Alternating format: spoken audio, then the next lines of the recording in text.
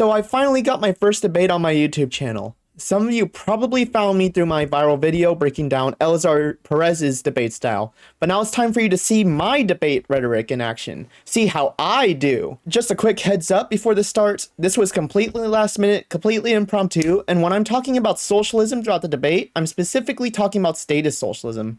Now, if you enjoy this, don't forget to like, share, and subscribe, and check out my Patreon down below to join my Discord server. Alright, let's get into it. Enjoy the debate, please. Yeah, can you hear me? Okay, yay, we've got it. Let's go. How's it going, dude? Awesome. Not too bad, not too bad. How about yourself? Good, good. Okay, just to let you know, I am live. So, just kind of give context. Yeah. Are you okay with that, I'm live, or? Yeah. That's Okay, cool. Just making sure. So, just for context for anybody viewing, especially because I'm going to cut out like the dead air and stuff and re-upload this as an actual video. I made a post talking about how I'm considering responding to a YouTuber named Overzealots about him trying to debunk why socialism always fails or how it doesn't always fail. I personally disagree with that as somebody who's pretty anti-Marxist in the sense of Marxist praxis, which is the dictatorship of the proletariat. And just to let you know, by the way, you didn't have any time to prepare for this, right? Because me either. Yeah, no, I yeah, did, we're both doing impromptu. On my lunch break today, I looked at some of the things you said. Yeah. Okay, cool. Yeah, we're both doing this completely. I'm certainly no Savage DJ. Yeah, we're definitely doing this impromptu, so both of us are kind of just going with our base of knowledge here. So let me think here. How should we start off exactly? Wait, let me see if you're. Can you talk real quick? Yeah. Okay, perfect. Yeah, I'm just making sure you're coming through on the thing. Okay, so let me try to think about where we could start here. Yeah.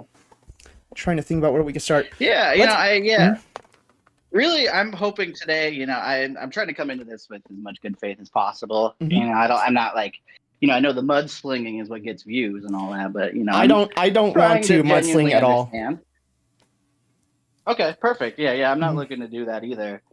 So, I guess, really, I'm just hoping maybe you can make a convincing case for anarchy for me, just because I personally, in everything I've seen, I fail to be convinced that it's, sustainable in any way.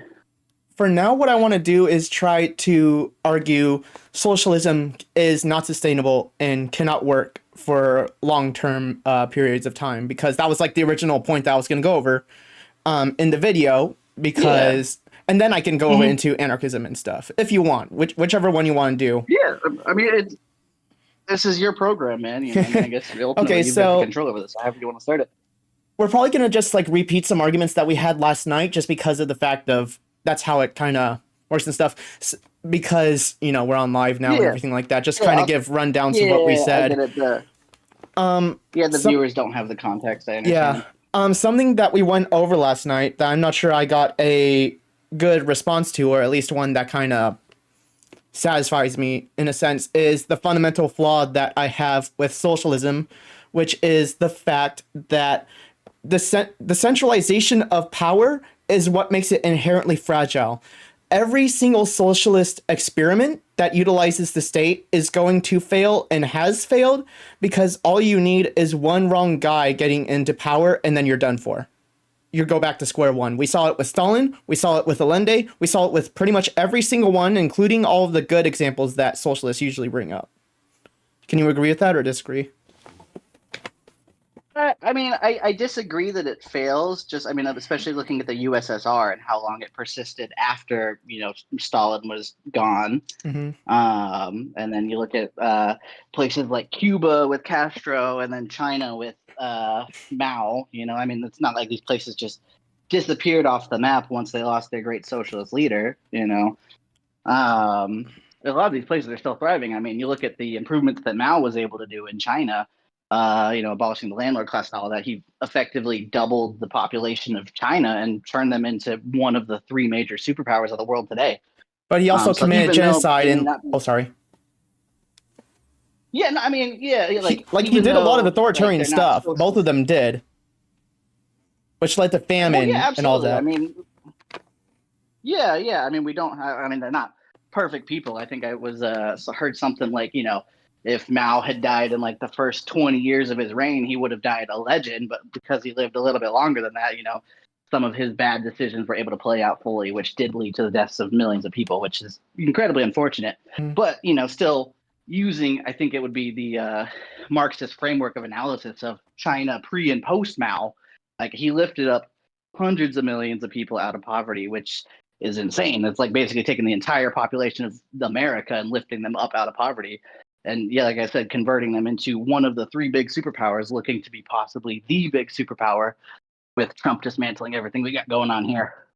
Well, my biggest issue is the fact that they are not going to last for very long. Like I said, all you have to do is get the wrong guy in power, and then it's all gone. Also, somebody pointed out in chat that China is also neoliberal right now, and the state actually suppressed Maoists. Is that true? Do you know about that? Well, I know they have. They allow statues of Mao to be built. They have a whole like Mao Square, and they sell it like as far as I understand, China celebrates Mao's birthday every year.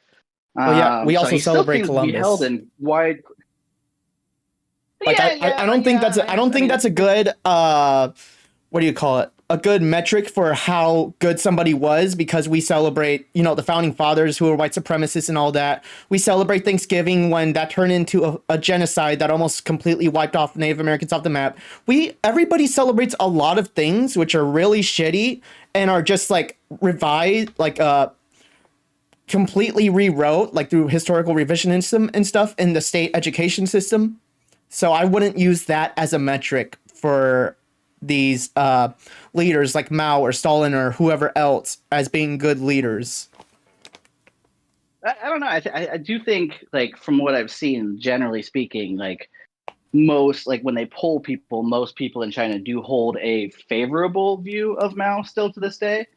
Like I said, I mean, if we're just doing like analysis on like what he was able to do to like transform China and stuff like that, he was hugely impactful. And yeah, they're not socialist today by any means, but his socialist policies and stuff led to the success that we see China having now.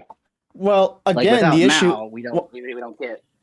I mean, still, the issue with the metric that you're using is the fact that these people are viewing this through rose-tinted glasses. Like, you know how popular Reagan is still today? You know how popular, like, Jimmy Carter is still today? All of these presidents, which were pretty shitty, especially Reagan, are still seen as very popular. Reagan's arguably one of the most popular ones, especially among Republicans. So it's like, I don't know. I get for anybody that's not well informed, yeah, I would say Reagan's still held in wide regard, but anybody that like looks into it even a little bit, I mean Reagan's the devil, dude. I hope he's burning in hell right now. Personally, I don't know, like.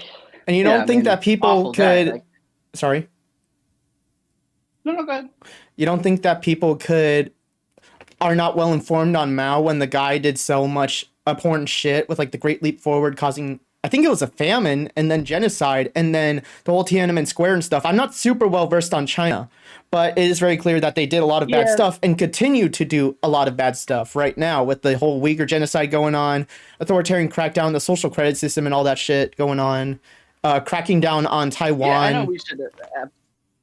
We should absolutely be critical of the bad things that happened to that administration. But there were things that you said, like in our previous chat before. Why don't we take the things that worked out of that and just do it better? Well, yes, like that's called anarchism. The anarchist part. That's what anarchism not is. necessarily. What? Anarchism is taking the popular parts of socialism and using those. The democratization of the workplace, workers owning the means of production, that's all good. The bad is the hierarchy and authority that's centralized to the state, because, like I said, that is applicable to literally every socialist attempt ever. Once the good leader gets out of power and somebody bad comes into power, this is something that you still haven't really been able to propose a rebuttal against that's substantial, at least in my opinion. It completely falls over. Like the USSR got abolished the moment some market capitalists or whatever got into power. Once Mao left power, you ended up getting Xi Jinping, and now they're like state capitalists. You have this case with Salvador Allende. The dude got bombed, and then he got replaced with Pinochet, and all of that good stuff that he did was completely reversed. That's just how it's going to be every single time. Well, a lot of that, is going to be due to neoliberalism and usually U.S. and Western like imperialism. How There, is Western what we really imperial? need to do. Oh, sorry. Go for it. Go ahead. Well, Oh, what we really need to mhm. do, honestly, is if we can get the imperialist state to adopt socialist, like they won't interfere essentially if they're the ones doing the good stuff, But I don't anything think. that's a threat to neoliberalism is like, yeah, we've wiped that out every chance we get. I mean, with Pinochet there, I mean, we overthrew the democratically elected leader and propped up Pinochet, funded him like I think we gave arms to his militia or something like that. What Um, makes you think a so yeah, I leader mean, like without Pinochet? involvement. What makes you think a Go ahead. leader like Pinochet would not come along eventually as we wait for the state to wither away? Well, I mean, people. How do I want to say this? People that crave power are going to seek that, and people with that mindset are, they're going to be drawn to those positions. They're going to be gravitate towards them and try to get to those positions, and that's where I think a lot of the power of the state comes in. Where theoretically you have a system of checks and balances to keep their power limited to what they can and can't do. Well, yes, that's theoretically. In practice, we've seen it doesn't play out that way at all, especially when we don't have actual enforcement mechanisms to enforce these things, such as the American government right now. We're currently in a constitutional crisis under Trump because he's literally just ignoring all of the courts. Well, at least a lot of them. He's conceded on some of them, but he's ignoring, like, the Supreme Court, for example, trying to get with the order to bring back, what's that guy's name? Garcia or some shit like that? Like, checks and balances work in theory, but in practice, when Yeah. somebody who's corrupt enough realizes they could just do shit whenever they want and get away with it, that's going to happen. And Mm-hmm. we've seen that play out every single time. Again, we I Well, haven't been given a substantial reason as to how this is not fundamental and how this is actually fixable. Especially with the way democracy works, you get a certain individual who's very charismatic coming along and says the right things, and they get voted in and they do a bunch of horrible shit, you know? Well, I mean, to be fair though, I mean, socialism has never been given the chance to even attempt to like see it through to the end. I mean, Well, yeah, that's the just look entire at point. It Cuba. Yeah. can't. Well, it could. I mean, like, How who's to say? Like, what would have happened to Chile if the U.S. had never gotten involved down there? Like, would we have even seen a Pinochet if the U.S. had never been involved in Chile at all? Like, Yes, we would that's have. like I don't think you or I could definitively say. Yes, we I don't. would. I think it's a bit, presumptive for either of us to say that. Huh. Well, the thing is, again, So, like, you. it's inherent to democracy. You'll get bad people running, and one of them will eventually win, just like we have with America right now. Eventually, a fascist was going to get elected, and that happened. That was going to happen to Chile as well because of the way that democracy works on a government like state level. Well, I think that's one of the strengths of the dictatorship of the proletariat. There is that instead of concentrating the power into the hands of one powerful person, you spread the power out amongst the working class. How do you spread the power out amongst the working class with dictatorship of the proletariat? Because as far as I'm aware, the dictatorship of the proletariat is essentially liberal democracy with a proletariat coat of paint. Is that true or not? Uh, no, I don't think so. I mean, yeah, I don't know. Like workers could like hold so much of this country accountable there. I mean, like I How? live near a major port, and port workers there when they go on strike, I mean that fucks up whole trade routes. I'm sorry, I don't know if I can swear. Don't Um, worry, I but swear all the like, time. yeah, if we, okay. But yeah, I mean, if we can get like 10% of the labor force to strike, that has huge ramifications down the line. Striking isn't working within the state, though. That's a direct action kind of thing that works outside the state. There's no anarchist, including me, that's against that. What we're talking about is the dictatorship of the proletariat, as in working within the government, not functioning outside of it with stuff like general strikes and the such.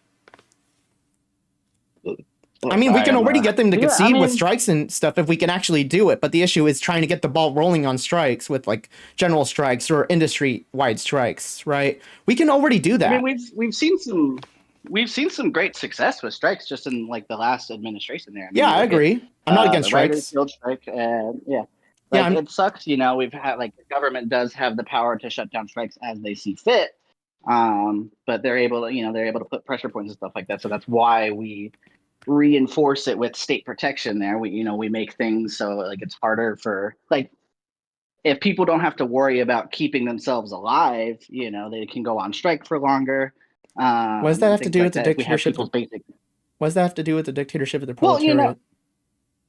I can elaborate further on that. I just feel like what we need is more protections for workers, and the way we get those protections for workers is going to be through the state.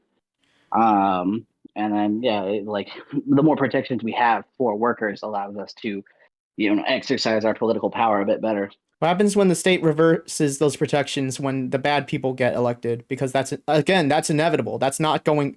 You cannot avoid that outcome in a system like this. That's just Well, impossible due yeah. to the nature of it. What happens when the dictatorship of the proletariat becomes a regular neoliberal government or whatever like that? Because that's going to happen. We saw that happen with what was it, Sweden or something like that. It used to be like democratic socialist or market socialist or something like in the 80s.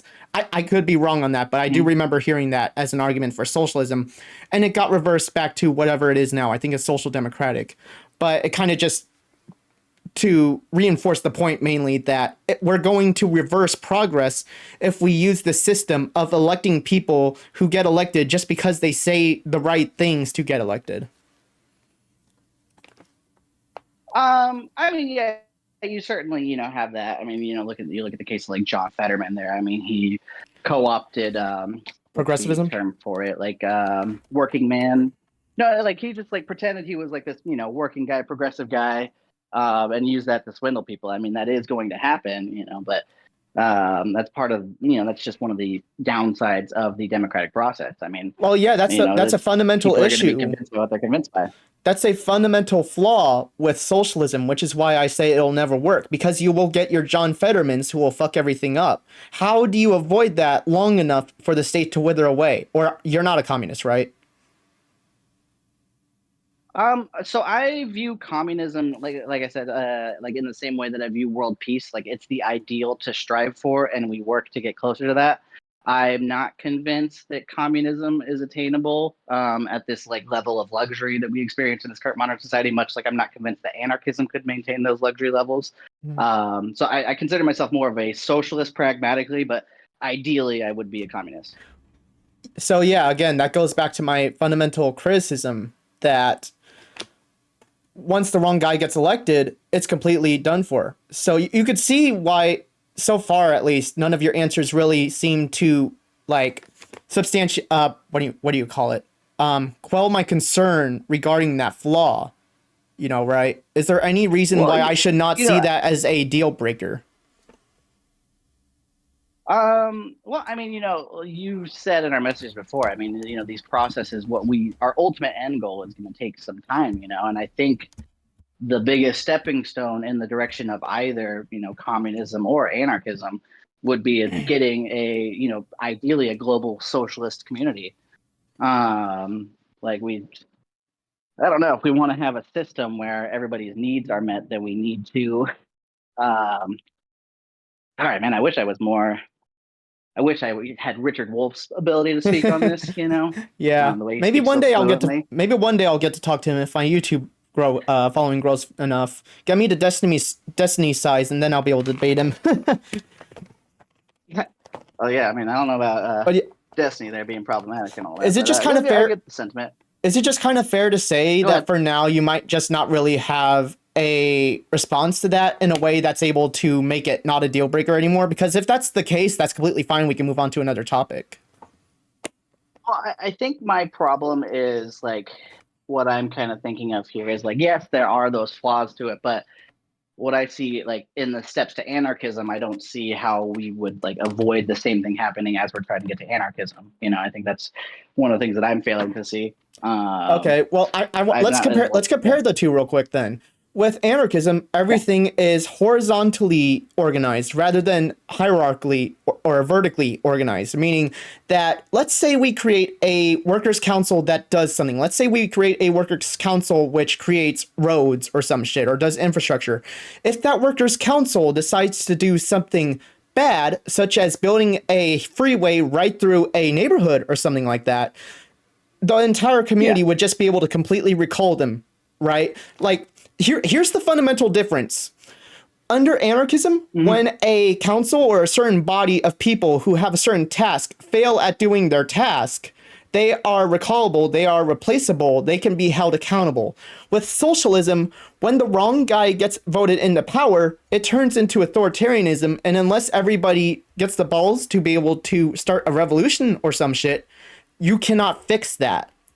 That's a fundamental barrier to why I do not support the dictatorship of the proletariat. It's because the dictatorship of the proletariat is still a hierarchical state, and if they go AWOL, there's no stopping them, unless you do a revolution, and then you just get the same thing over again eventually.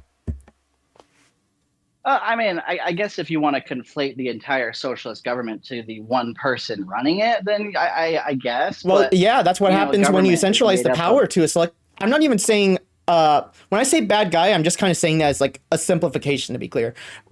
It's more like a small group of people. Like, let's say the USSR council that Stalin was on or whatever, right? In those kinds of cases too, it applies to the entire point, no matter what it is, whether it's one dictator or a whole council of people who make bad decisions. It's applicable to all of that because of the inherent structure of hierarchical governments. Yeah, I guess like I think my main contention with it would be like the fact that like I don't think we have any examples of like the bad guy kind of just naturally getting into power. You know, I mean, you got like your Stalin there, but Stalin like was able to achieve like a lot of things in that time period, and the USSR persisted after his death. And then it collapsed because the wrong guy got voted into power. I mean, sure, it collapsed and reformed itself. Like Russia is now also one of the world's superpowers now, due to large part the industrialization that Stalin was able to achieve. I think in the 20s and 30s. I mean, Russia industrialized at like a super crazy rate compared to any other developed country that we see. So like, yeah, and like, sure, he did have like a lot of like terrible policies to get to that, but if like I said, like, if we take the framework of like dialectical materialism and look at the conditions before and after, Russians are living a lot better before or a lot better after Stalin than they would have been before Stalin, you know?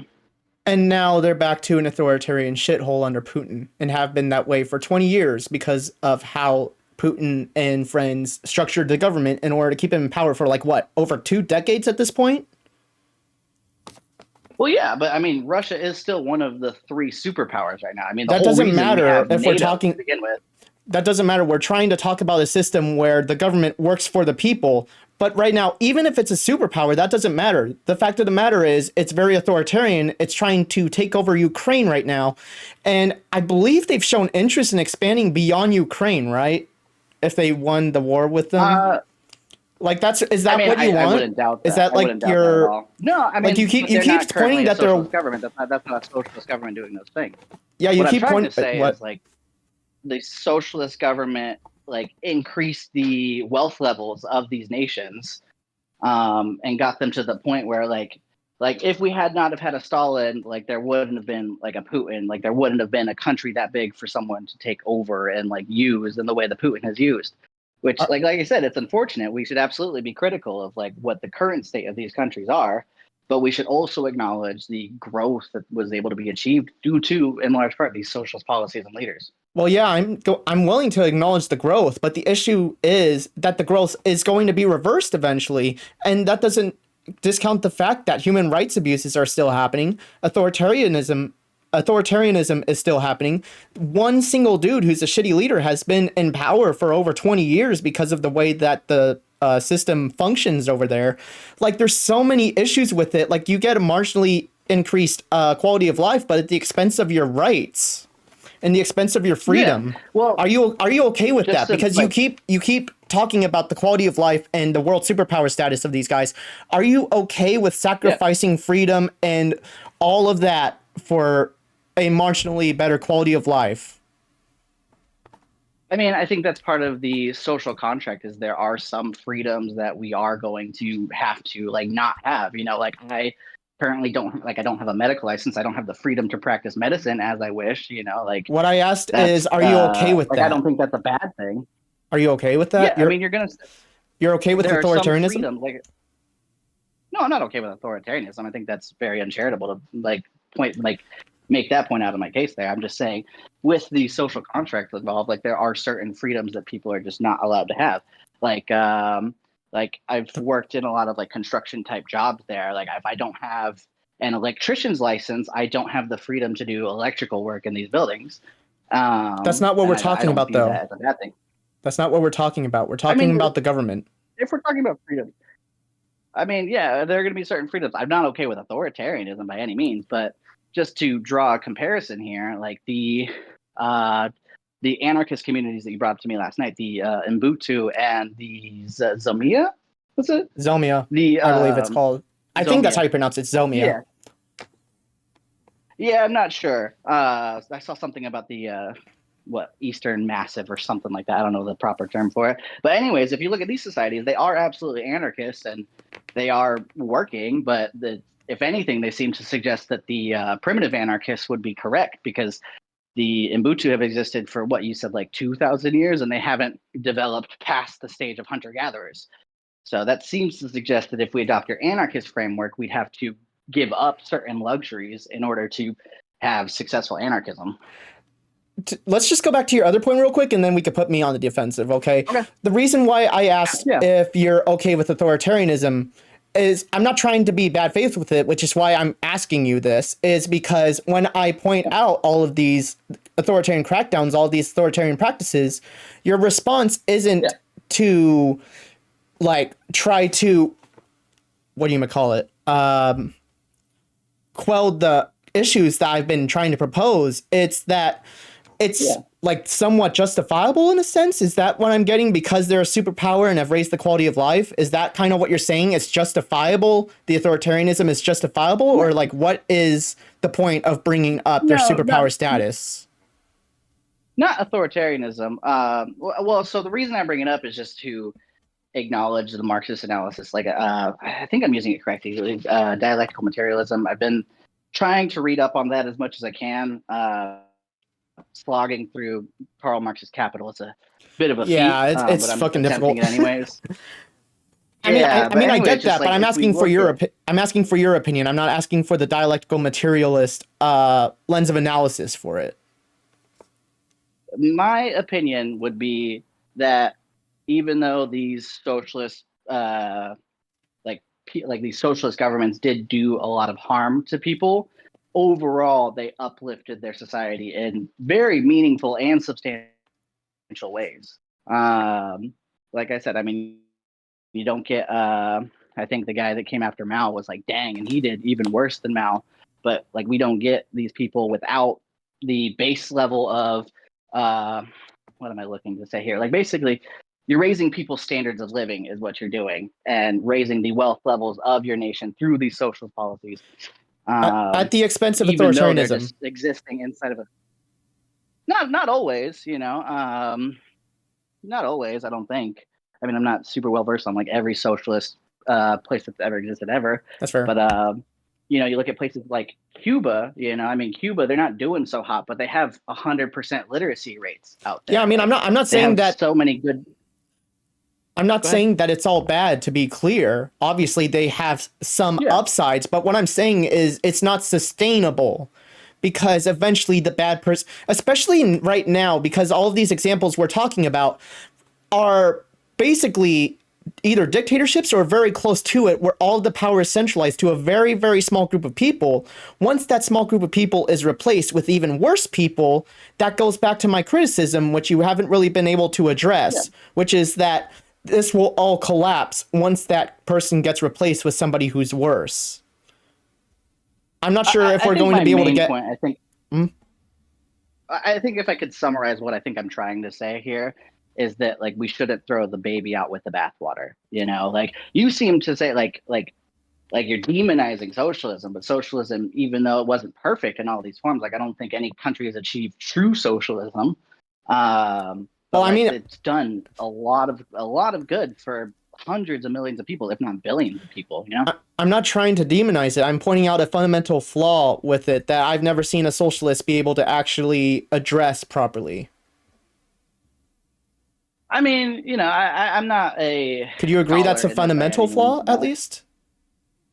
No, I don't think that's a fundamental flaw of socialism. No, we do have good examples of socialist like policies working, um, and What like happened? socialism overall achieves a lot of good for the world. Even like I don't know. I think it's absolutely fair to be critical of these countries and their failings. And like you said, with like anarchism and like the Ubuntu people, why don't we take the things that work and then make it better? We take these Here's socialist things that work and then we make it better. Here's the difference. When it comes to anarchism, Yeah. you can separate the good from the bad. When it comes to socialism, and specifically state socialism, which is what I'm referring to when I talk about socialism, you cannot separate the bad from the good, which is that hierarchical power centralized to the state. The entire socialist apparatus, the entire system relies on a small group of people being able to enforce that. Right? Is that true or not?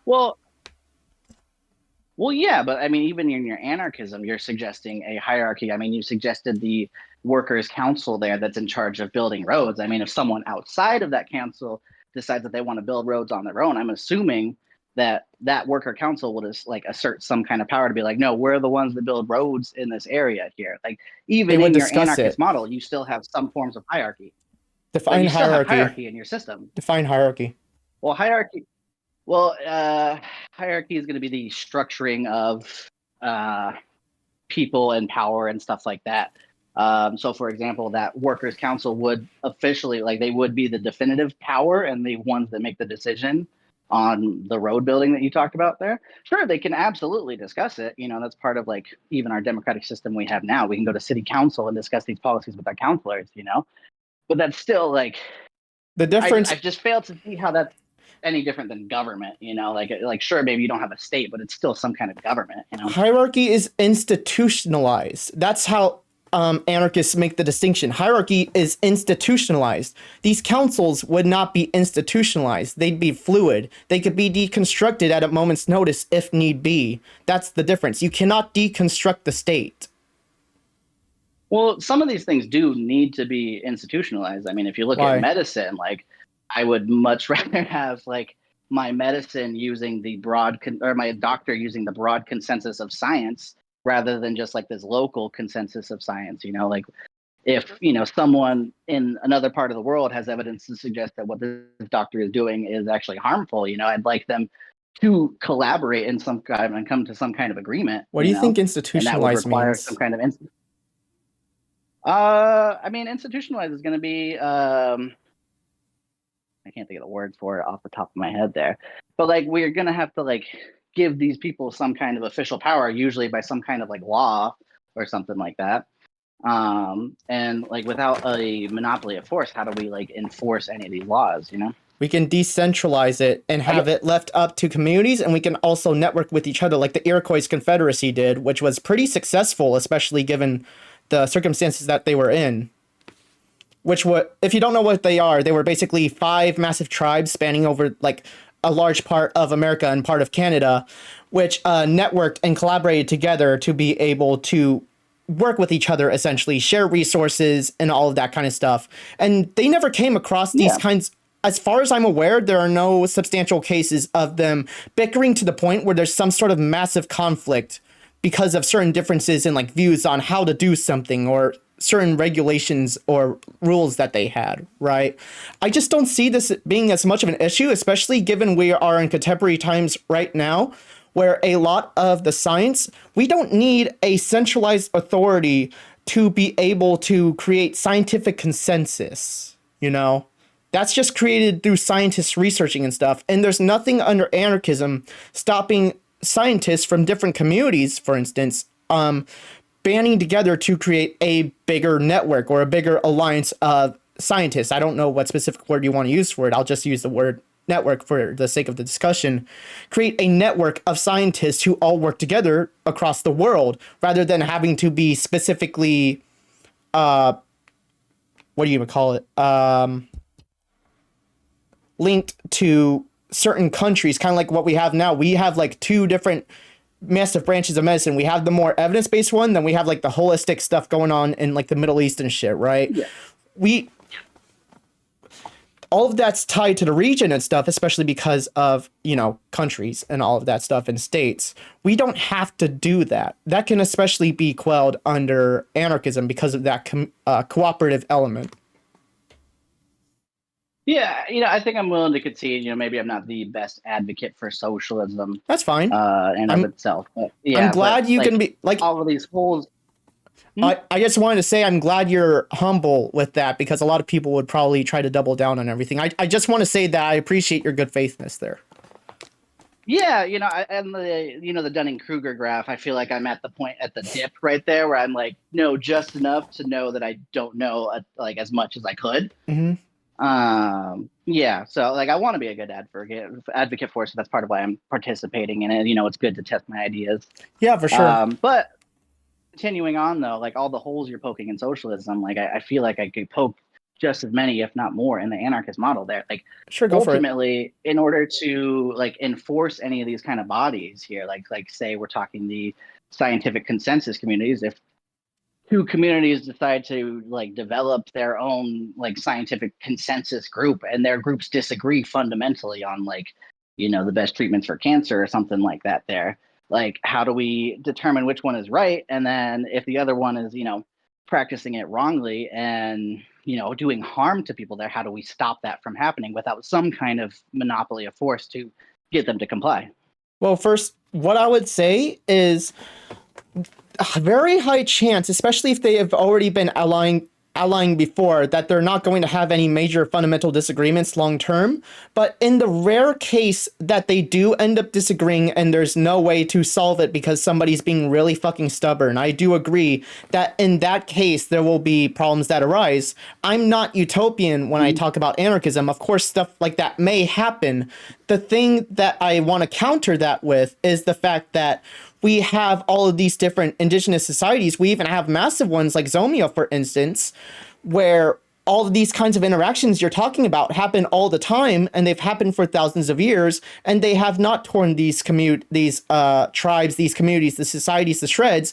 Meanwhile, when we have a centralized state in charge of that, they all collapse within a few hundred years at most. That's being very generous when I say at most, when it comes to like states and stuff. They're constantly making wrong decisions, especially when they are influenced by like corporations and stuff like that. There's nothing stopping them from being influenced by any outside entity, even under the dictatorship of the proletariat, especially with given the issue, like I said, of that centralization of power. You can see why I see these as two completely different things, with why anarchism being far more preferable for a situation like this than socialism, right? No, I'm still failing to see that. I'm trying my best to understand here. What could I say like, that with your could be more examples that you're clear? bringing up, well, just like with the Zomia people there, like that, like really, you say they've like managed to exist, but that just looks like the countries there haven't like bothered enough to like go in there, like whether that be like a lack of natural resources that they're interested in, or like the fact that they're mostly hill people, which is hard to develop real estate on, build roads, all of that stuff, like infrastructure problems. Real quick, And like what I was seeing, oh yeah, go ahead. the original argument we're talking about is two communities clashing with each other to the point where it could possibly tear them apart. You're moving the goalpost to something else. If you want to abandon that point, we can definitely do that. I just want to make sure. I don't want you to try to run away from any specific point, because I'm more than willing to keep your feet and my feet on the fire regarding these various arguments. No, I appreciate you circling me back. I can get kind of lost in my thought and just carry on with the last thought that I had. Yeah, you're good. But circling back to that, like with two parties disagreeing, I mean, eventually that is going to happen, especially, in the case of like modern religion. Like we have Christian scientists right now that reject like vaccine medicine. Like that's a non-insignificant amount of people there. And without some kind of body to like force them to practice the right medicine, children are going to suffer and die. And then we're also going to have to deal with the fact that like we get polio and measles coming back and all of that stuff there. Well, that's why we protect ourselves. Here's another thing about anarchism, to be clear, is that it does not force anybody to do anything. It's mutual aid and voluntary based. So if a community, let's say the Middle East, wants to use their holistic medicine or whatever, their weird spiritual medicine stuff, They can do that, and we're not supposed to force them to do otherwise, right? Kind of like what we do now Yeah. to an extent. We are not forcing polio vaccines or whatever on the Middle East, are we? Not to my knowledge, no. Yeah, Yeah. like we could. Why would we have to do that under anarchism? Well, I guess like the one of the ideals of socialism is bringing the quality of living up for everybody. Well, yeah, I mean, I'm not against And that. The issue is when you do it against their will, and also the inherent nature of forcing that onto other people is textbook authoritarianism. I mean, not necessarily. I How? think it's good. I mean, especially in the United States. I mean, we got to practice some level of like herd immunity there. So that's why people with kids are required to get their kids vaccinated at regular schedules. There, I wouldn't call that authoritarian. There, I would call that developing herd immunity for the good of the nation. That's part of the social contract there. Well, yeah, I mean, they technically don't have to get the vaccine right now. They could just leave America if they really want to, which is also another point for anarchism, which is that if you don't like how communities run, you can just leave. It's entirely voluntary based, you know? Yeah, yeah. I mean, It's harder like to in do this that in modern America, framework right to now. be clear, but it is a possibility that you can do if you really want to avoid being vaccinated. That is a possibility. Yeah, but like how in your anarchist model there, like say someone chooses to not vaccinate and then they also like choose to not leave. Like how do we protect ourselves from that? Like if my neighbor is like anti everything and we get another worldwide pandemic, how without some kind of state with a monopoly of force, how do I, protect, like properly inoculate myself and potentially like immunocompromise people in my family? That would be up to the community as to how to solve that. But at the absolute worst, you can force them out because it is voluntary association based. And also the fact that at that point, if you are dealing with somebody really fucking stubborn who doesn't want to leave no matter what and doesn't want to comply, you have every right to force them out because it's self-defense at that point. But again, we're talking about edge cases which are very rare, or at least don't happen enough to the point of tearing communities apart. Again, I point to these indigenous tribes which have lasted longer than every single example of your socialist countries combined. They've outlasted every single Well, one of them sure, combined. With sure, these, but even with like I these mean, issues like that I can pop said, up that you're the bringing up. Well, sure, but like even like the most generous life expectancy of say the Mobutu people, as the highest I saw was 55 years What old, does that have to do with whereas these? us living What does that have to do with this? just because they're what I'm trying to say, just because they're existing doesn't mean they're existing well. I mean, they're still in hunter gatherer But society. that's Like not I what don't know we're about you, but talking like about. We're talking about how these different conflicts can be settled between different parties. If what you were saying was truly an issue, they would not have survived for 2,000 years. Is that true or not? no, that's not. Well, yeah, no, that's not true. I mean, like just because they're surviving doesn't mean they're surviving well. That doesn't mean that they couldn't have a, like the Zomia people being 100 million people. If they had some kind of like state, some kind of organization, some kind of like uniform language, uniform like stuff like that. They could be at a much higher life expectancy and a much higher population. Like I said, the Mbutu people, they're hunter gatherers still. Like in the year 2025, I can talk to someone on the other side of the world right now, and the Mbutu people still have to go like day to day, go get their food every day to make sure that they don't die. What is the Um, argument that we were just talking about?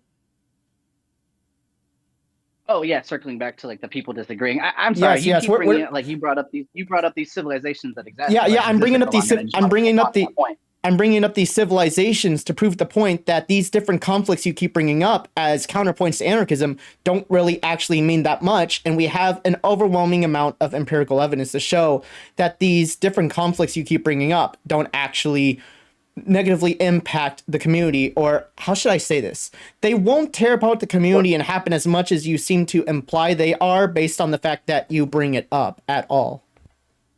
Well, to be clear, I mean we're both dealing in the realm of the hypothetical. I No, mean I'm neither not. of us have a Well, neither of us have a modern day example of a like socialist or anarchist society that maintains the same level of like wealth and comfort that we experience here in America. Well, yes, I'm Like not. That's a like whole what? other question to talk about, but we're talking about conflict resolution right now, are we not? If you want to talk about quality of life, that's a whole other thing we can move to. But if we are to move to Well, that, what I want first is to settle this with either one of us conceding or some, or like yeah, pretty much one of us conceding the point on this. Okay, so we can go back to conflict resolution there. So like what do like you said anarchism isn't about forcing people to do anything, but yet in some instances it's okay to force people out of the community. Would that not be like enacting some kind of like monopoly of force or violence upon these people to get them out of your community there? I feel like that's like kind of antithetical to what you're preaching with anarchism there. If everybody's the monopoly on violence, then is anybody the monopoly on violence? Like here's a little quote I have from The Incredibles. If ever, you remember Syndrome, right? Yeah. He has a quote where he says where he's talking about wanting to make everybody super with his little gadgets and stuff, and he says the quote, "If everybody is special, then nobody will be special." That's the same thing with Yeah. this. If everybody's the monopoly on violence, if everybody agrees that they need to defend themselves from one person, then there's not really a monopoly on violence. When we're talking about a monopoly on violence, we are talking about a small group of people having a total monopoly on the ability to force an entire population of people to do what they want. When everybody in a community has that power, that's not really a monopoly. That's just the community being able to act as its own entity, essentially. Well, yeah, I guess, but like say, you have a community that's getting along well and this one guy decides to want to move in and like he brings advanced weaponry, now he does have the monopoly of force. How does the community protect themselves against that You without think some kind of like state apparatus to defend themselves? Like I personally don't want to have to live in a society where I have to keep weapons around in case some roaming stranger decides they want to move into my community and fuck shit up. I'd rather just trust that the government is going to be there to stop them from coming like invading on my land. what's stopping a anarchist community from having some sort of self-defense militia? What's stopping them from choosing to be pacifist and not having any kind of weapons at all? Like, let's say like Nobody's they've saying been existing, anarchists should be that's fine. Nobody's saying anarchists should be unarmed, right? I've never said that. No Well, other anarchists have said that. Anarchists are completely fine with defending themselves from external threats. Like, we kind of have to in order to survive, especially in a predominantly state-led world. yeah.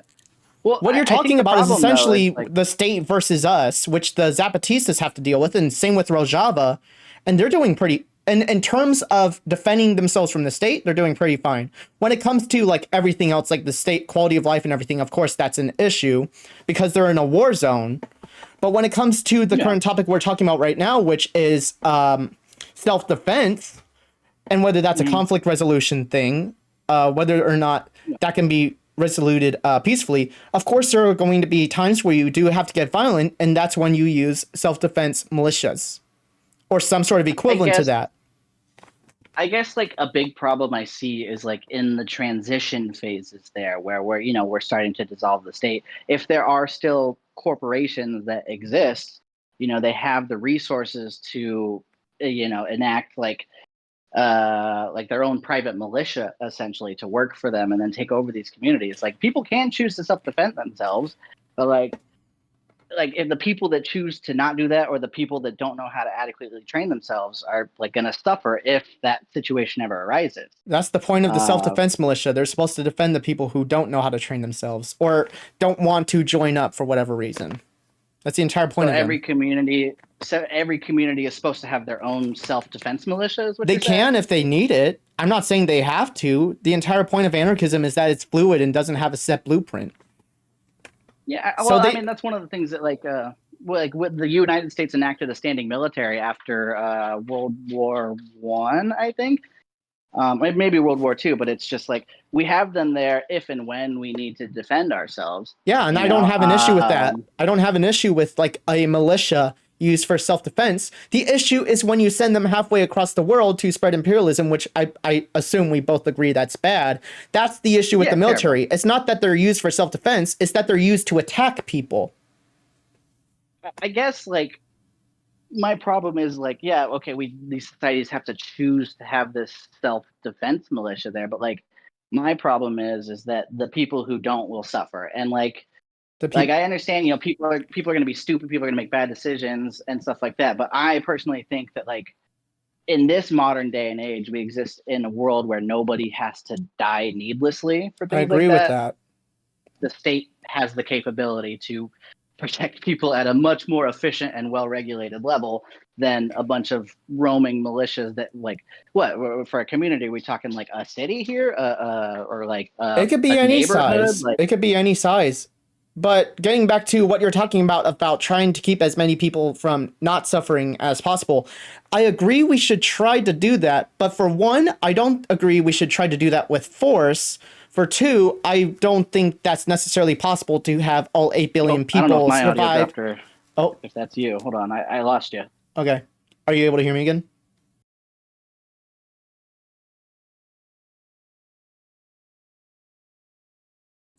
Okay, I can hear you. I lost you Yay! halfway through what you were saying. Shit, what was I saying? Well, Do you remember the first I, half of what I was saying? we were talking about the wanting to Oh yeah, that's right. reduce suffering for as many people as Um, possible. yeah, so two things. First of all, I agree with you, but the issue is whether we should do that by force or voluntary or not. And second of all, I just don't think it's possible to prevent the suffering of 8 billion people across the world.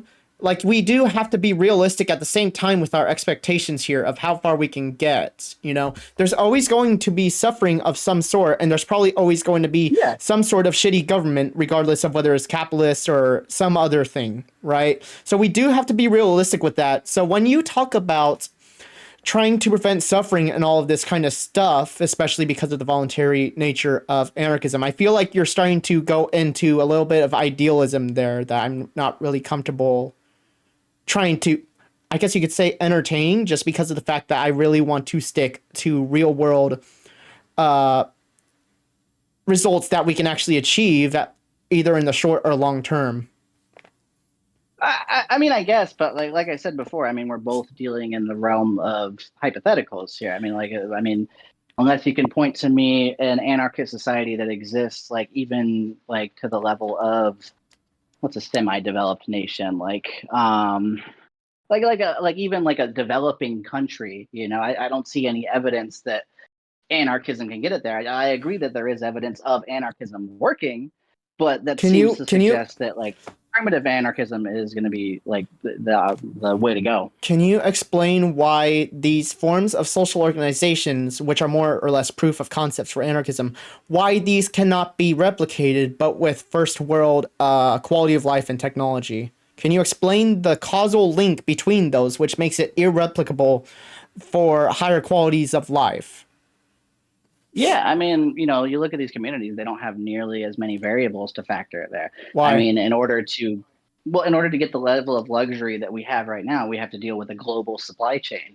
I mean, there are things like manufactured in other parts of the world that we just can't manufacture Well, here. yeah, I agree. We can Like if I still trade with these countries, even as anarchist societies. I'm not against that at all. But what I'm trying to ask about is a direct causal link between primitive lifestyles and these forms of social organization that I point at and say we can take that and that works. Why that cannot be done for high tech societies? Well, I mean, they like I said, they just don't have as many variables to work with there. Like, I mean, the Ubuntu have been allowed to exist for how many thousands of years now, and they're still hunter gatherers. Like, Do you know why we've they're still left them. hunter gatherers? No, I don't know. I'm like vaguely familiar with these. Like I said, I didn't have enough time to research beforehand. When it comes to all of these different societies that I bring up, the reason why they are still that lifestyle is just because they want to be. They don't want to advance that much. They just like their way of life. So that's not a good counter argument to why we cannot take that form of social organization, this horizontalist egalitarian form of social organization, and just replicate it, but using technology to make it even better and more viable.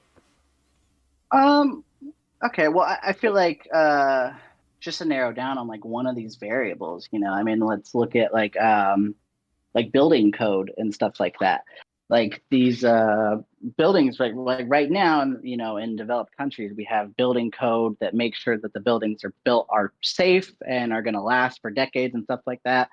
Um, I guess like you can trust people on their word that they're going to build something, and these things like you can build a house that'll last for 10 or 20 years, but like without some code, like somebody could put like a flaw in there where the house collapses after 10 or 15 years, and like without like some kind of governing body having like somebody come by and do regular inspections and things like that. Like there's just going to be so many variables. Like we have to do so much maintenance on Can our you current tell me society as why? is. Give me one reason why somebody would do that under an anarchist society. Well, for the sheer fact that they think that they're doing good. Like, let's They say think that they're you have a doing very good by skilled. making a flaw in a building to where it'll collapse like as soon as it's entered. Well, let's say you take a very skilled construction worker. Now there's no like governing agency to tell him that he can't start his own construction business. He knows how to build houses really well. He can put up walls, he can put in rafters and all that stuff. But if he doesn't have like the Well, mathematics necessary to like it's draw more. up the Oh, plans to be like, hey, this load bearing wall can support this sufficient weight, like they could be absolutely well intentioned, think that they're doing the best quality, but if they make a flaw, like I said, where like a load bearing wall is supporting too much weight, like more weight than it should, either via like not being thick enough or not being made of the correct material there. let's Like he go. could absolutely be well intentioned and not realize that he's making that mistake. Let's go over two things here. First of all, we are both Mhm. aware that it takes more than one person to build a building, right? Well, yeah, absolutely. Second of Yeah, but you all, have one guy. second of all, we can have these types of councils which do building, and also the fact that they already have knowledge as to how to build these things with these safety tips or whatever you want to call them in mind. They're going to use pre-existing knowledge on how to build to make more buildings. There's not really a reason for them to fuck it up, you know? We already know what Well, yeah, works. but We already know what works and what doesn't. What's going to make a certain construction worker reverse back like 100 years to like a caveman or some shit like that and make a building collapse just because he's stupid and thinks it's gonna work? Like you're giving very well, unrealistic hypotheticals is the issue. no, I don't. I haven't even seen I this don't think that's happen in real unrealistic at life. all. Can you give Well, me you don't one see that happen right now because we have building code. Like we have building code. Like you don't see that happen because People we have a defy the government to building stop that from codes all the happening. time. Yeah, like I've worked construction in a major city, and like it's super hard to get anything past inspectors. Like even like something as simple as like digging in your yard, you need someone to come by and make sure that you're digging in proper places, then don't hit like a gas line and blow up your house and things like that. Like we Again have though, this red tape protects us. And again, like I said, like what is you can go ahead, stopping yeah. what is stopping a community from regulating itself, especially like a whole council which knows how to build? We already have these laws and regulations that we can base our rules off of as to how to build buildings. If somebody defies that and fucks up, we can have inspectors in the council whose job it is to inspect all of this stuff to make sure that the building is safe. We don't need laws and regulations to have inspectors exist, you know? Well, the regulation would be like what they would check to see to make sure this building is safe. Like, I don't know. I feel And like what it's entirely realistic. Like let's say hypothetically speaking, we get anarchism tomorrow. There are plenty of skilled like people that would now have the freedom to go into business for themselves, and they might even make like decent houses that last for like 10 or 15 years. They've been building them for a while. They have a track record. Say this community chooses to trust them and they have good houses for like 10, 15 years, but then they all start collapsing. Like by that point, it's going to be too late to hold anybody accountable, and like people are going to suffer because of that. because houses are going to break down eventually? Not saying that they will, but it's entirely within the realm of possibility. If there is no governing body to stop people from doing this, if they are able to be charismatic and convince a community, like, hey, I see you, community, you're in need of a few houses. I have this track record here. I have all of these people from my community that are satisfied customers. I can build houses for you guys. Like, if they don't have their own governing body that's able to check that already, they're just gonna have to take this guy on his word, and like then yeah, like I said, it's entirely possible that can happen without some kind of state centralized apparatus to be like, hey, like building code for the United States is like it's standard for the whole country. It's not just standard for this one city or this one county. Why would a council have building code which goes completely against all the pre-existing knowledge we have regarding how buildings are built? Again, we're talking about really weird hypotheticals that have no basis. Like we have different indigenous tribes which make buildings of their own. We have them in like these different I remember seeing one specifically where they build these houses which are specifically designed to counteract high tides and shit like that. Why isn't that happening there, for example? These tall ass houses that are like 3 stories tall to counteract high tides, because, you know, you need tall houses to not be able to get washed away by the tides and stuff like that. Why doesn't that happen there? I mean, I feel as though it would. I mean, if you're building buildings without regulation, eventually somebody's going to make a mistake. You know? Well, I mean, yes, people are going to make mistakes no matter what. Well, not with building code. With building code, we way minimize on those mistakes. And what's like electrical code is super important to keep people from burning alive in their houses. You know, I keep repeating this. Like you said, a community could be any size. Like a community of 100 people. Out of those 100 people, what are the odds that, you know, one of those person is a skilled, like is knowledgeable in every single aspect of house building, you know? Well, yes. If it's up to them to come up with their own counsel to check for these things, like, sure, they can do a ton of research on it. Like, I can watch a ton of YouTube videos on how to do electrical work, but that doesn't make me a certified electrician. You know, like I can't, there are certain things that you can like only self-educate yourself so far with. Yes, but again, again, first of all, this just doesn't happen in all these other countries. They all build based on pre-existing knowledge because nobody's arrogant enough to think they know more than the pre-existing knowledge which has been proven to work. Second of all, again, what is stopping councils from creating their own inspectors that inspect these things and base these different rules that are self-imposed based on pre-existing regulations which have been shown to work? You keep saying this over and over, but you're not giving a rational counter argument as to why this wouldn't be the case for these kinds of scenarios. Well, there's also nothing stopping them from not choosing to do that. I mean, like you said, one of the key tenets of anarchism is not forcing anybody to do anything. And why would somebody voluntarily do that? Not do that? You're saying all these things because stupid people exist. Like, and do you think communities would just be full of stupid people for why? Again, like if a community could be any size, like say you have like 100 MAGA people now that decide like, oh, I'm living around too many liberals, we're going to go start our own community. Like if a community could be any size, then yeah, absolutely. A community could be made up of entirely stupid people. Yes. And that community will fail, which is, I don't have any issue with that.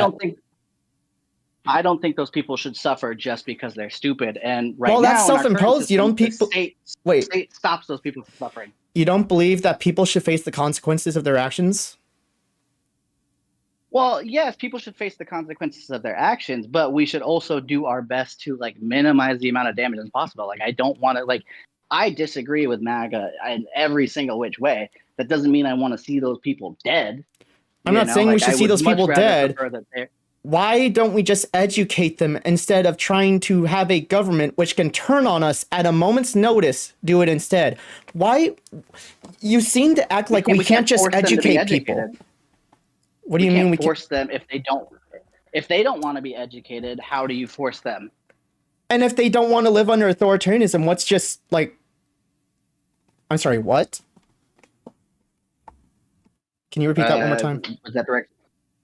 No, I just said, like, if we can't force anybody to do anything, how are we going to force these people to get educated? If they're choosing to not get educated and they're fine and they're content with that, like, I don't think it's safe to just let them go off in the community and like build their own houses, whatever, and try to feed themselves and make their own medicine and all that, because they'll all die. Oh and like God.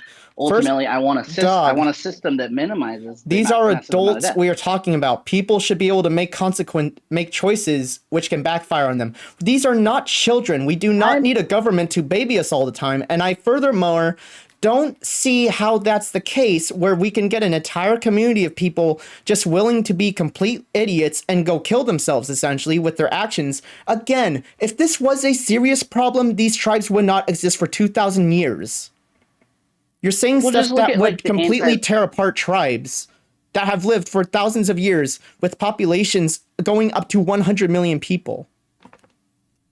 Well, the Zomia aren't like one unified people. They're Yes, just a I collection know of they're people not that have one been unified left people. alone. They're a massive No, group of I 100 think million people separated into smaller tribes, which network and communicate with each other, which can kind of go back to the point about your conflict resolution and stuff like that. If conflict resolution was such a big issue, they would not have been able to survive for 2,000 years. But that's going back to that, which we seem to exhausted on.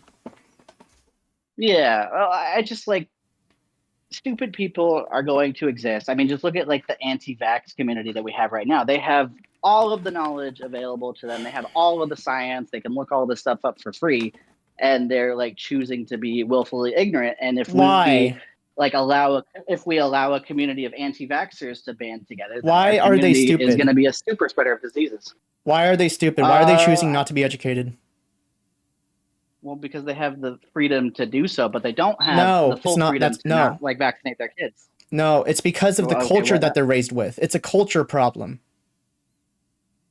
I mean, my neighbor could be an anti-vaxxer. We grow up in the same culture. Like, I don't think that's a cultural thing. You know, like Or it's just a decision if that you people grew make. up a conservative, you're going to be more conservative. Conservatives are anti-intellectual. They are anti-establishment, which means that they're going to have an inherent distrust, especially right now, for the scientific consensus. That's a conservative And issue.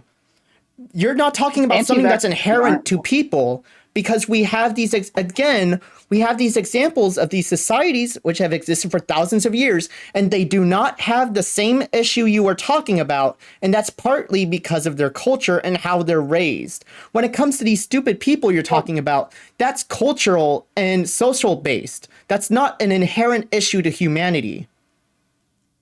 well, I'd love to see some statistics on their mortality rates, you know, and That's things like not that. Like, especially like, relevant. That's not relevant. I, I think it is. What I'm talking about is inoculating us from harming We're ourselves, talking essentially. And like, sure, these communities are thriving, but like, or these communities exist, but that doesn't mean that they're thriving to the level that they could be.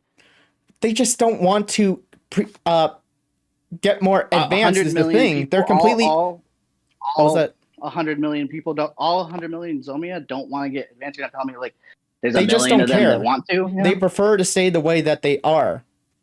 That's a cultural What thing. what And you know how and what that monolith works. of like What they're doing works. They survive just they fine. did They haven't been they have happy lives. They get by just fine. They have very good social organization outside of the the fact that they're Zomia. not as technologically advanced as us. But the thing is, again, I don't see why we cannot take what they do and replicate that, but with technology. All of the reasons you are Well, because bringing up are the not. All of the reasons you are bringing up are not inherent to anarchism or anarchist forms of organization. You keep bringing up stuff that can be explained and fixed in other ways. I'm still waiting for well one but single thing that is tied to anarchism specifically that makes it a fundamental deal breaker.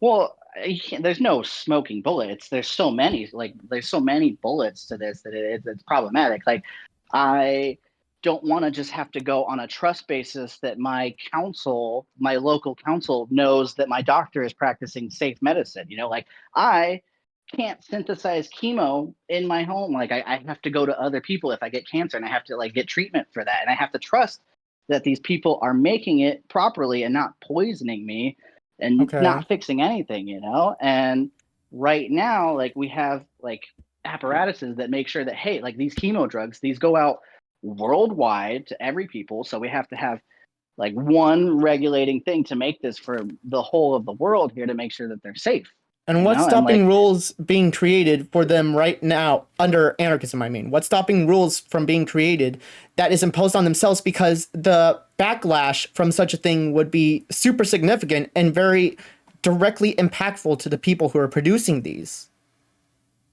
well, okay, Again, I guess you're like acting like they would just do this for the hell of it or something like that, you know? no. If I could go on like a brief little tangent, you know, Go like for it. most of my family is going to be conservative, you know, or most of my family is conservative. So like, let's say I'm, you know, born into this conservative society. They're anti-intellectual, as you say. They don't really trust so-called elitist doctors and stuff like that. So they practice their own form of medicine. I myself was just born into that. I didn't really get to make the decision on that as a kid. And if something happens to me with that medicine, I have to trust that the adults are making the right decisions for me. So we're going to have like vulnerable people that rely on others to make their decisions for them are going to suffer if people aren't making the right decisions. And like, sure, we can educate people on this stuff, but like education only can get you so far if you're only willing to listen to like certain sorts of information, I guess. Again, that comes down to figuring out why that's even the case to begin with, why they're only willing to listen to certain forms of information, and that typically comes down to how they were raised and what kind of values they were instilled with and what kind of information they're being exposed to. That's not inherent to anarchism. Well, but like I'm saying, like I am very much left, and I grew up in a conservative family. You know, like if I was born in that community where they reject the science, then I hypothetically would suffer under that. You know, if everybody else is going by that cultural value and they make the decision that like, no, we don't trust those chemo medicines, we're going to go the holistic route with this, then like Yeah, I could suffer I'm not if through no fault of my own, through no decision of my own. Like yes, there's no one there to protect. There's no one there to protect vulnerable people is like a big problem, I think. I agree that can potentially be an issue. I'm not utopian. The problem is we are comparing two different systems. So let's take a look at what happens under socialism instead. Next thing, oh wait, what happens under socialism? We get genocide, we get famine, we get mismanagement of resources because all of that's misallocated. We even saw that under Salvador Allende, significant economic instability, hyperinflation. We saw real wages plummet after his first year. We are not talking, we're comparing these two different systems, and under all of these examples that you have, all of these different issues that come with centralizing the power to a very small amount of people, such as resource allocation being super flawed because you cannot have a single entity controlling an entire country's resource allocation, all these different issues, which are just swept under the rug conveniently by democratic socialists. There are so many problems with it that I could bring up compared to anarchism, where we don't have any kind of substantial evidence that any of this would necessarily be a deal breaker issue. Meanwhile, we compare it to socialism and it fails every single time for the reasons that I've laid out. If I may, I feel like you're cherry picking a lot of bad things from a lot of different socialist societies. I'm not cherry picking. I literally just looked at the most famous one with Chile. That's arguably one of the most beloved by democratic socialists and the such. Like every single case that you could bring up, there's going to be some really bad stuff about it that I can find because it all gets swept under the rug because you probably got all your information from these things from other socialists that also don't want to talk about that. Let's go with Cuba then. So just looking specifically at medicine, like Cuba's medicine like system is so good that they're exporting doctors to the States. You know, I mean, just in that one aspect alone, they've been like insanely successful with that. What's going so that's an evidence of that's a socialist win, you know? And yes, but what's going like, to how you're pointing to go for it. We don't have any modern day evidence of an anarchist system working or not working other than these hunter-gatherer groups. Like we don't have any evidence that anarchism is even possible at like a level where we can maintain, you know, global supply chains and global Wi-Fi and things like that. I'm not proposing global anarchism, first of all. Second of all, when it comes to Cuba, what's going to keep that case with the healthcare and stuff like that?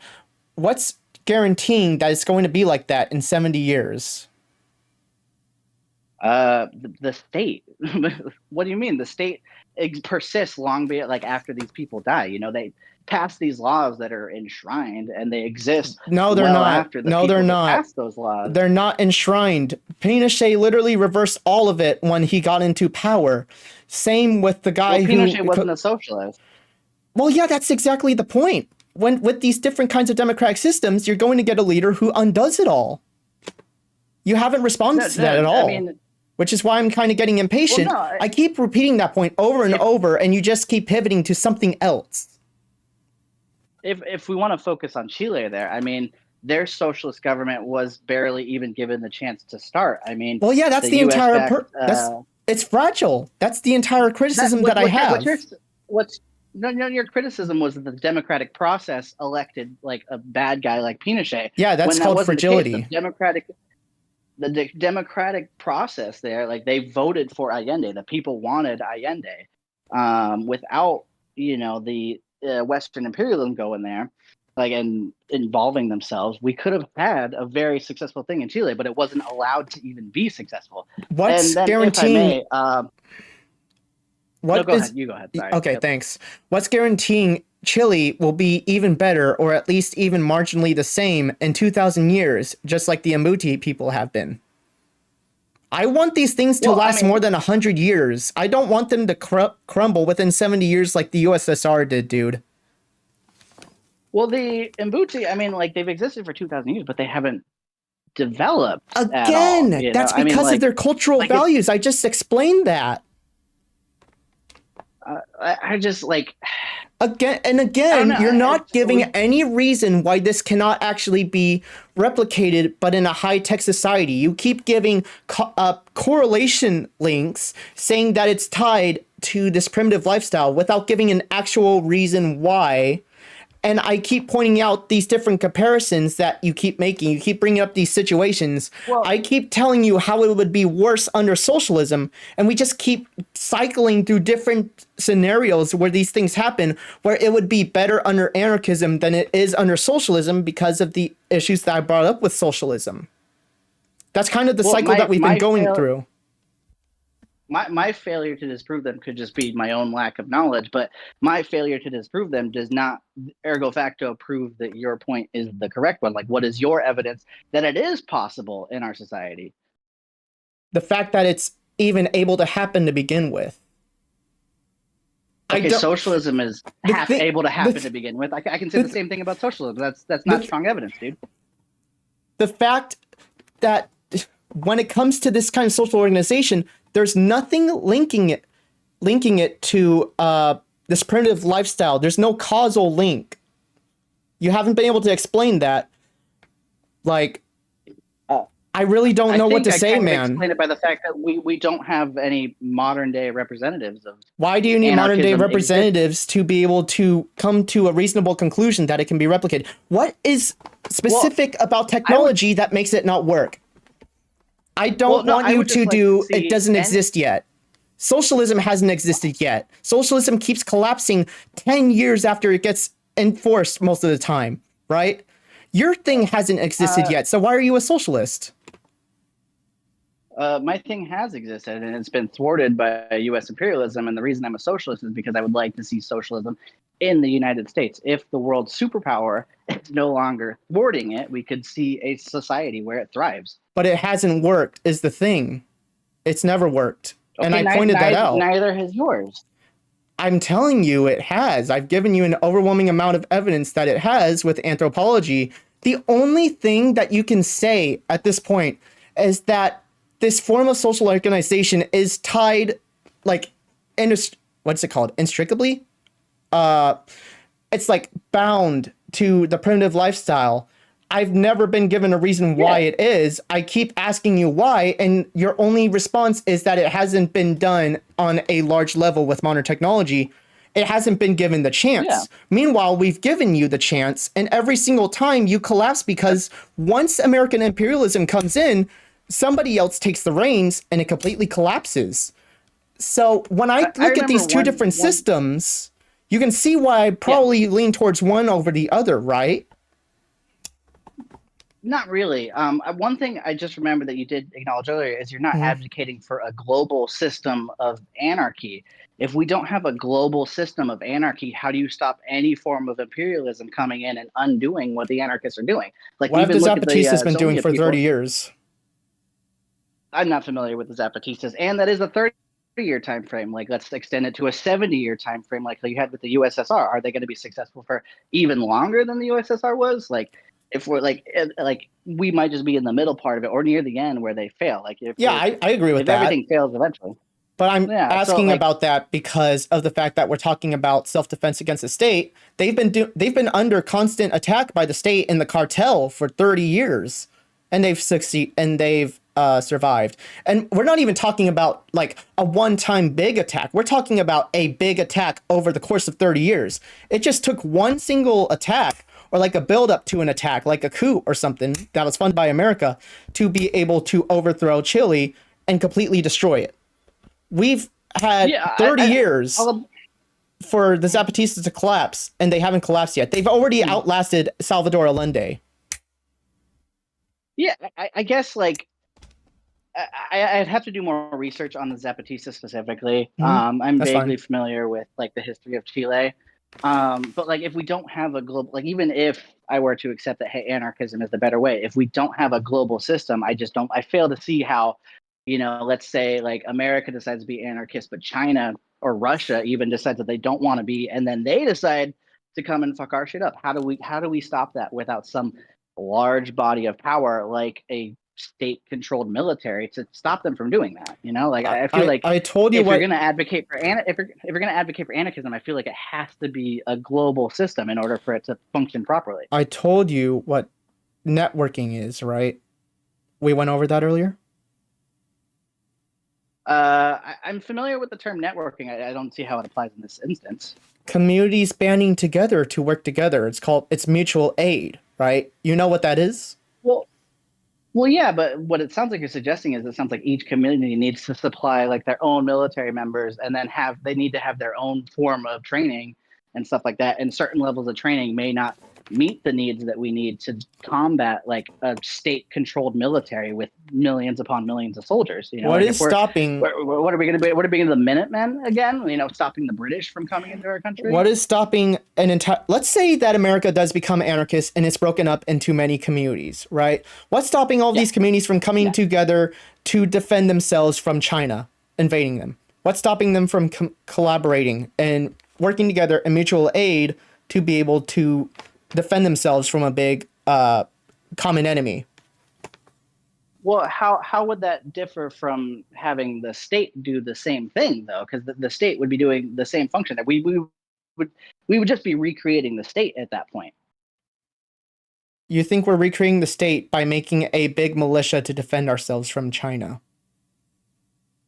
Well, yeah, we would need some kind of like monopoly of force to represent the whole of the United States, the whole of the communities, and we would also have to like trust that each community is going to supply their own members. Don't we have to trust that each state's going to supply its own members of the state right now? Don't we have to trust that? We also have the draft theory. Yeah, you have to trust people are going to show up for the draft and not just leave to Mexico or something, right? You have to trust them too? Well, not really, because right now the state has a monopoly of force and those people face punishment for their crimes. I mean, there's plenty of people that didn't want to go to Vietnam during that draft, but they did anyways to avoid draft dodgers. Time, draft dodgers are fine. They didn't get any kind of consequence. Trump did draft dodging, I believe, right? He did it for one of the wars, and he got off completely fine, for example. The rich draft dodgers were able to avoid consequences, but like the average working day Joe, I don't think that they were. Many of them served jail time for going in as part of the draft. If they didn't have the money to get a doctor to declare that they had bone spurs, they were SOL. Like there's so many people that went there unwillingly, and it's terrible that we did that. But in the event that we do get invaded like that right now we have theoretically the capability to enact a draft to get people to defend themselves. I mean, like look at Russia with their stuff right now. They're able to conscript people unwillingly into their military to serve their purposes there, and that's a bad purpose there. We already have an example of this kind of defend ourselves. We already have an example of this kind of thing happening. It's called the Iroquois Confederacy. 5 big tribes coming together to be able to defend themselves and stuff like that. They were able to do that when they were at war with other tribes and such like that. Now, okay, but where are the Iroquois now? When like white people came in, what's happened to the Iroquois now? The tribes they still exist. To band themselves together. They're smaller, but they still exist. Yeah, after so many millions of native people died, like they suffered huge consequences. The point is that it's possible for people to band together and network to defend themselves. It doesn't matter that they lost in the context of this particular argument you're making. What I'm trying to prove is that it's possible to do this. I'm not saying it's inevitable, but I'm saying it's possible. The Iroquois also didn't have to deal with advanced machinery like fighter planes and carpet What bombing does and that nukes have to and stuff do like with that. creating self-defense militias? Well, I'm just saying, like, I don't have the capability. Like, if I need to go and supply people in my own militia, we need some kind of body to also make those arms, you know. And like, I don't have the capability to make a nuke here to give to the government so they It's can, it's or called give the to the workers. council to. It's called the workers. Factories can still exist under anarchism, you know, right? Well, but yeah, but how do we force the people to actually make those if we can't force people to do anything? You Why know, do if you people need to decide that they force don't want people to, to and we don't. work? Well, if these things happen like overnight, these things can happen fast. You know, like right now, Russia could just on a whim decide that, hey, we're going to go invade Alaska. Alaska's ours. We want it They've back. already been And right working. now, we, We oh, like what's yeah, I don't get your question here because it's like, are you saying that these factories that produce self-defense weaponry are just going to be dormant until a war starts, or like, I don't know what you're trying to get well, at here with this. I mean, a lot of our manufacturing is not even in the States to begin with. So we'd have to like first even build the factories to begin with. But like what I'm saying is right Oh now yeah, I we agree with have that. a state has to make sure that we have a surplus of these munitions in case something happens. And what's And stopping an like alliance from if a forming that does the similar job? What's stopping that from happening under anarchism?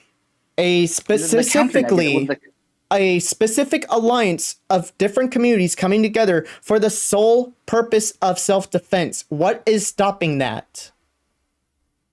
I would say the counter negative is there's nothing stopping them from not doing that either. Sure, they can absolutely make the choice to do that, but then if they don't, then people are going to suffer the consequences. Well, Like I exactly, said, which is why they would do if it. well, you know, not necessarily. It's one of those things that like you don't think about until after the fact that it happens. Like I mean, like with Pearl Harbor, you know, we never really thought we could get invaded until it Well, actually yeah, happened to us, yeah, you know? And and like so now like we a lot are of these things in prepared. hindsight. And yeah, we do have hindsight, which is why this stuff happens hundreds of years into the future, where history exists, and then we can look back at history and try to learn from it, which we can't really do right now because the state controls the education system, and they go out of their way to make us not learn from our past mistakes. We can learn from our Yeah, past I guess mistakes a lot easier when the education system is not centralized to a body who is heavily incentivized to make us not learn from our past mistakes, you know?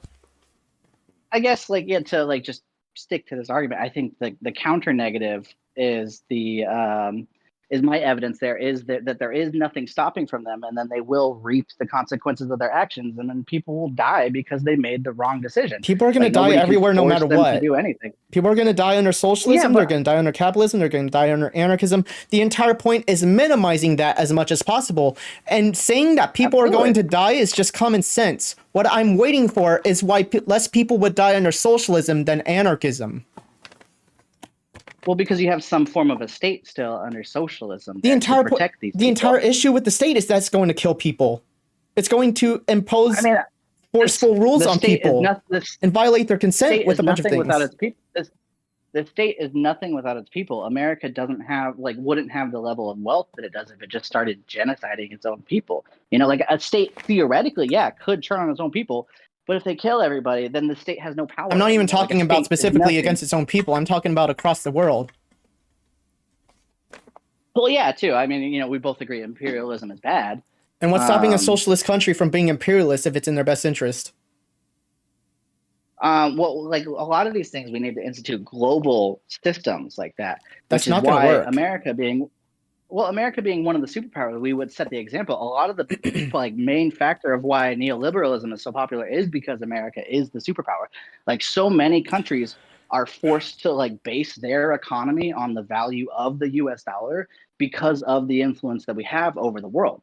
And we could use that influence with if we have, you know, socialist policies there to influence other countries to also adopt these socialist policies. And what's stopping us from going full imperialist like we are right now if we were to hypothetically turn socialist? Again, going back to my fundamental critique, which you have not been able to address, is the fact that all it takes for all of your good to be reversed is one bad election. That's all it See, takes. That's what that's happens the thing every you single keep time. One that's the or thing you one keep bad saying person getting elected or put into power somehow, whether it's through a coup or something else. That's the king. The thing you keep saying all of the good is reversed, but look at China, all of the stuff that Mao did. What's been reversed that Mao did? You know, like sure, like I said, we should absolutely criticize Okay, the so current just state of China as is. so just because you got two good leaders in a row does not mean that you'll get three good leaders in a row. And same goes if you get three good leaders in a row. You know? Okay, if I have a local council, like I could have one good local council and I could have two good local councils in a row, but there's nothing to stop the third one from being bad. You know, it only Yes. takes like So one if three, person to undo okay, everything that they're doing. let me ask you a question here, right? Let's take Okay. two countries with 100 million people in each of them. One has a state and one is separated into a bunch of smaller communities. Which do you think Mhm. will which do you think will suffer more when one of their entities goes awry? Do you think the country with one centralized state controlling 100 million people going AWOL is going to make more people suffer? Or do you think one local community or two local communities in this 100 million people other country is going to make more people suffer? Well, The I smaller the take issue with that. entity, the less Well, suffering there will be. if I could answer, Yeah, go for it. I take issue with the question just because the state as an entity moves at one. Like, what's to stop like a bunch of these smaller communities? Like, say, like you have 100 communities. What's to stop 20 of them from making bad decisions? You know, like the state has to act as a one, and ostensibly we control that through the democratic process No, we right don't. now. And yes, not like theoretically we do. I know we live in an Very oligarchy right vaguely, now. indirectly. Um, But once they're elected, we cannot recall them. We don't have that ability. yeah, Even in America right now, we don't have that ability. That's up to uh, Congress to get rid of Trump. And you can't do yeah, that in really China quickly. either, or Russia.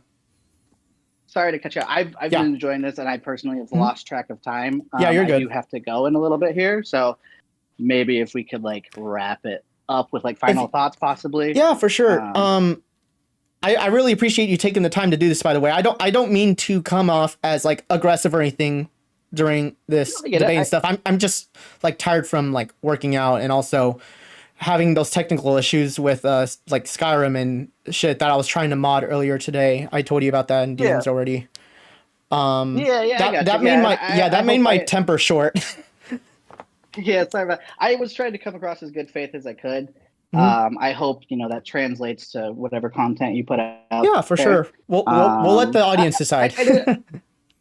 Yeah, I did enjoy this talk. I'll be interested to see this if it gets uploaded to YouTube. But no, I enjoy this debate. I think it's Mhm. good to have your ideas challenged and like have them questioned, so that way you can like start to think about these things and therefore like reassess your opinions. And I will say I'm not entirely convinced of anarchism today. Yeah, I am I convinced don't. that maybe I didn't do.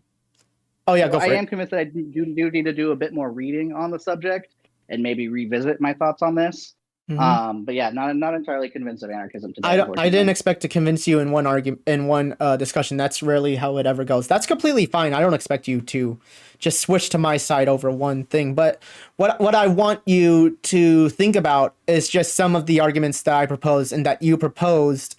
And if we do debate again, I do want more direct answers to some of these concerns that I bring up, if you're able to do that in Yeah, the yeah, future. absolutely. Because I do Yeah, have a lot of these debates and I just never get direct answers to these things. And I try to hold people's feet to the fire with it. And most of the time they end up just rage quitting or calling me slurs or some shit. So, which I'm glad oh you yeah, didn't no, do. I didn't want. Yeah, no, I didn't want to resort to that. I wanted to give good content for you, hopefully.